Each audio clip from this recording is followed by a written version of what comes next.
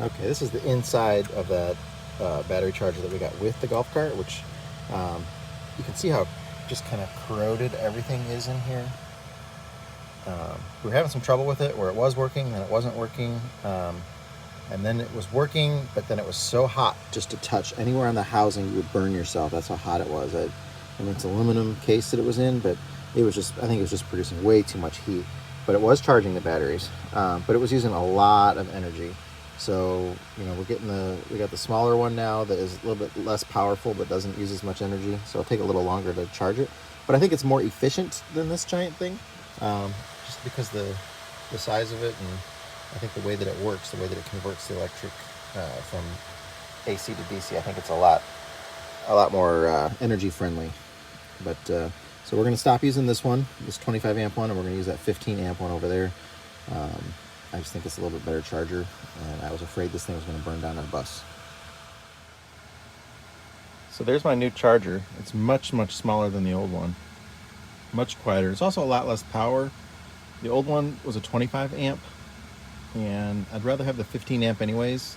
It's just not as taxing on the system to do that. And then that smart plug there, that's an outdoor smart plug that I can control from inside the bus. So if the solar isn't doing as well, or I can't have this on and the air conditioning, or I want to build the batteries of the bus more or something, I can turn that off using my phone or through the Alexa or any of those kinds of things. But that's a really cool outdoor smart plug sent to me by one of my Patreon members. Larry sent that to me. He sent me a few smart plugs, but I'd never had an outdoor one before, so that's real cool. So I'm gonna get them mounted. It's got a mount. I'm gonna mount them up in a bay, I think, and then have maybe the cord come out of. I have the extra little door on there, so we can just pull the cart up next to the bus and just plug it in, and then all the electronics will be inside, weather protected, in the bay over there. I think that'd be a smart thing to do. But that's neat now that we have a smart plug, and it's got another, you can control A side, B side with your smartphone. That's really cool. But it's much quieter, and I bet it's going to use a lot less energy, just because the type of transformer is a little bit different that's in it or something.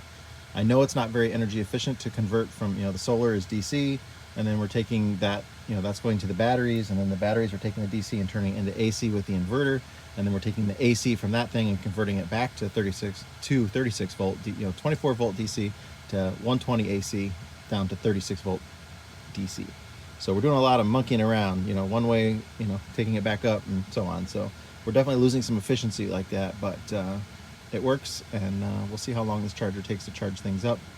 The way that the status light is blinking right now, it says that we are less than 50% on our batteries, which surprises me because the golf cart was in low amp charge mode on the other charger. It was down to like 10 amps from 25. And I only went up and down the hill twice today with it, so I'm assuming that that's gonna, I'm sorry, low charging is less than 80%, not less than 50%.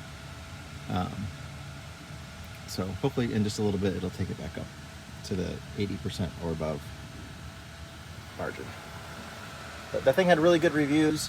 It's much smaller, and it weighs about 1/4 of what the old one weighed.